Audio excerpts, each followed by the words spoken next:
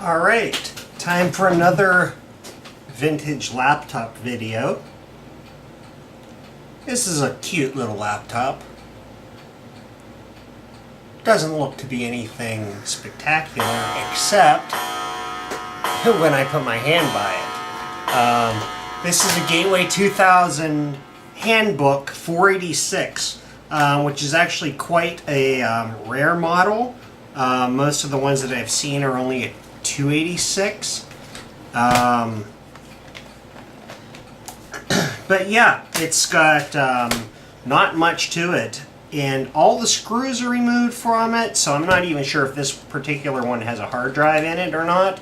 I had a couple of these, and if you look on the back, we have a serial port for data transfer and a parallel port, which is a oddball kind of specialized proprietary port that could be used to connect either a floppy drive or an adapter for a standard parallel port.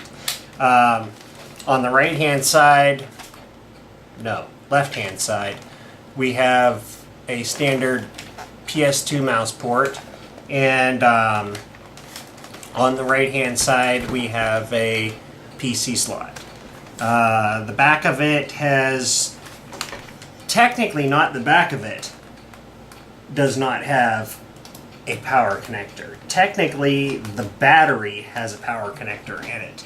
The odd thing about this, and the little tab's missing that holds, that you flip for the battery, but the power connector is actually inside the battery.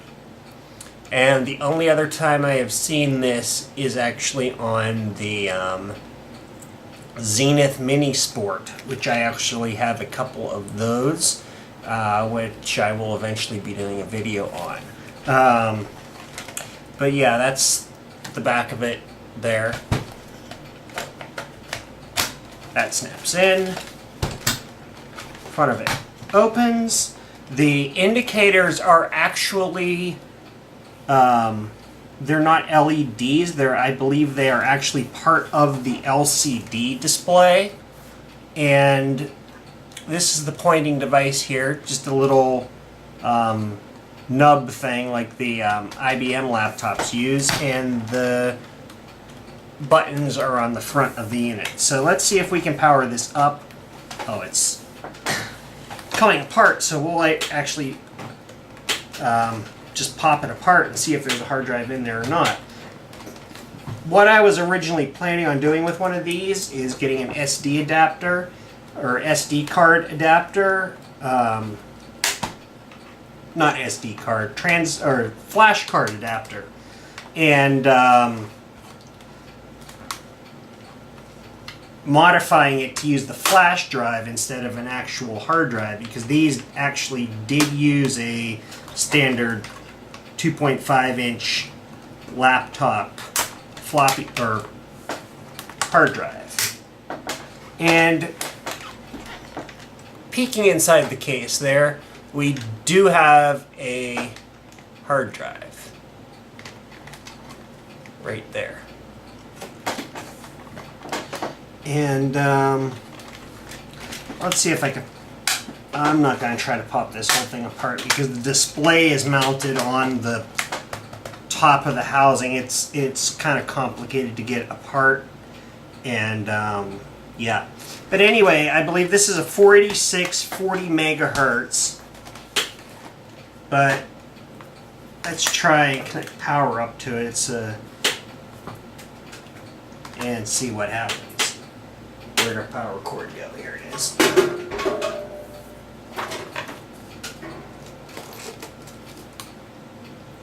Well, our adapter came on, so that's promising. And it's powering up. Wow, that's a loud hard drive. Is it doing anything? Anything coming up on the screen?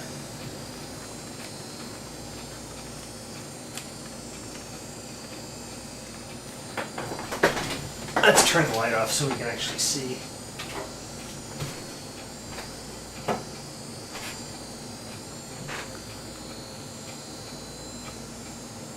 Yes, we do have something on the screen. Barely.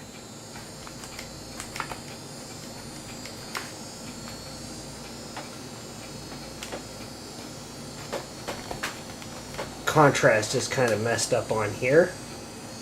Not sure if you can see that or not. It says system software was not found on the hard disk. Please run BIOS XXX to restore. F1 to continue. F1. Base memory 640K. Extended memory, I'm gonna guess 8 megs. Oh, I was right. Cool. Control key to Microhouse International. 5. Oh wait, it said system software not found on the disk, and now it's booting. Nice. They actually have Windows 95 on this thing. Surprising. Windows was not properly shut down. Press any key to run ScanDisk. Microsoft ScanDisk. Exit. Yeah, there was an error running ScanDisk. It wasn't an error. I stopped it. Alright. Seems like we're getting a little bit better contrast on the screen. This doesn't have exactly the best screen on it. It is only grayscale. Not much in the way of brightness control. That's the limit there. Contrast is a little bit as if anybody's used the old laptops with a grayscale screen. You don't get much.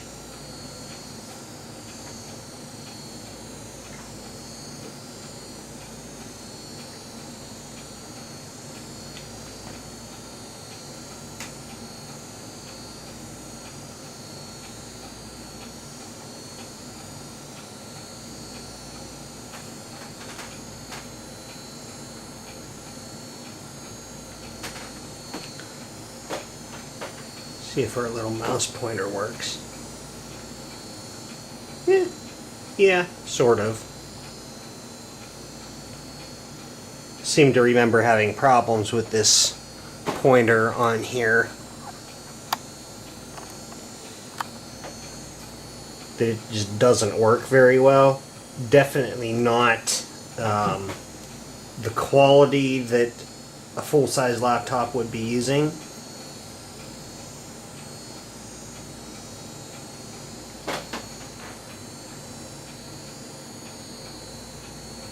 Wow, this one doesn't even say Internet Explorer. This one just says the Internet.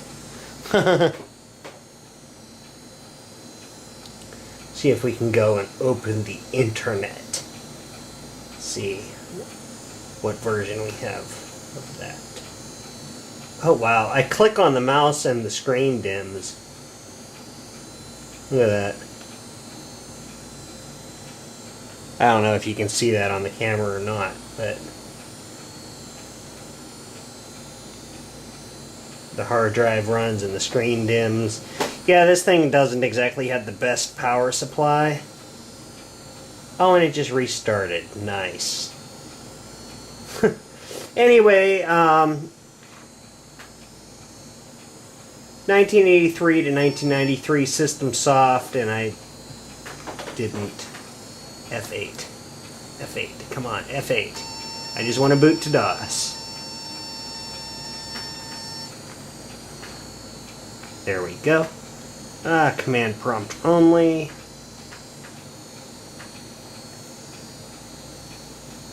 Now this one has Windows 95. Hopefully it has Microsoft Diagnostics. We're not too sure though.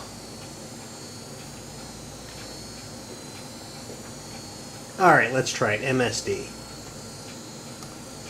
Bad command or file name. Figures. Directory / wide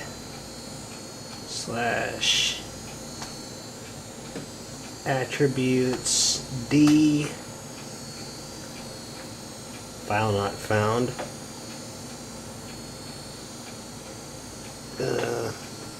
I probably typed that wrong. Been a while since I've used DOS. Let's just try wide. Alright, let's see.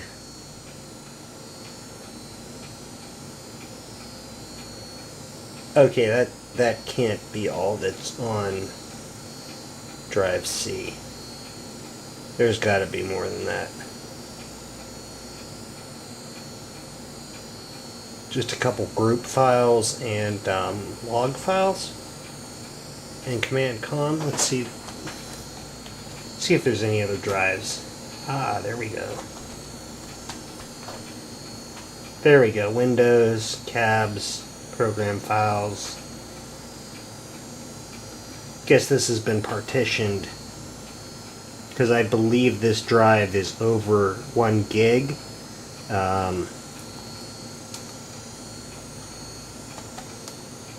Windows.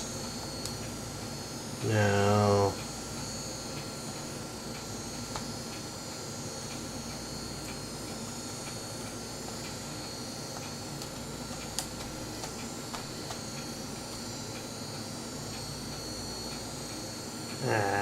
Abort. There is no drive A.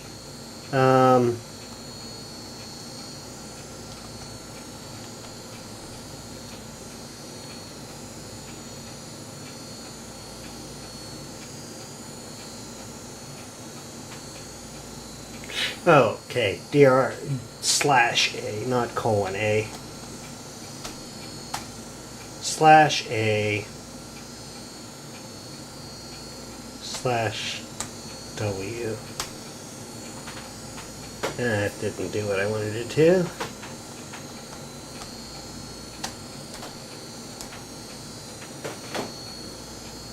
Oh well. Let's try opening Windows. Windows, yeah, we know that. Because it crashed. Let's try starting Windows again. If anything, I would just want to see what size hard drive's in this thing.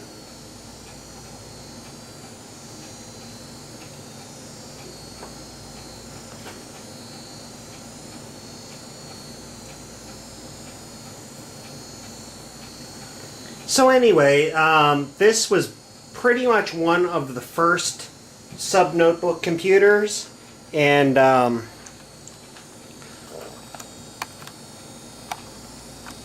pretty much one of the first subnotebook computers, and was a forerunner to little things like this that I have, which is an Asus EEE PC, which is kind of difficult to say. But there were earlier ones that were a palm top computer, or there was the, I forget if the Atari portfolio ran DOS. I think it ran DOS.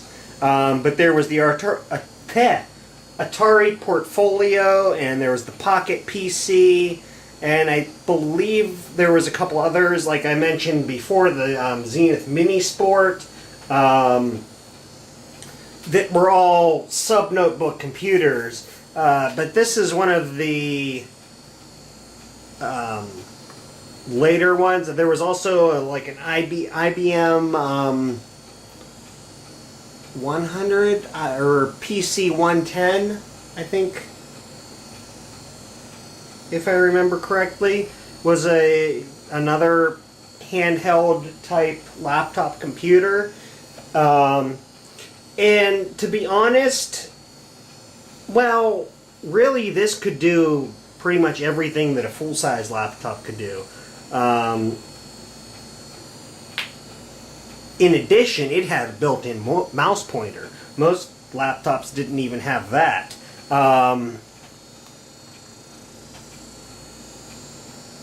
But, oh, you gotta be kidding me. Did it just reboot again? Yeah, it just rebooted again. Alright. Alright, that's enough. Come on, shut off. It's not, there we go. That hard drive sounds horrible. Okay. So anyway, that is the Gateway 2000 Handbook 486. Thanks for watching.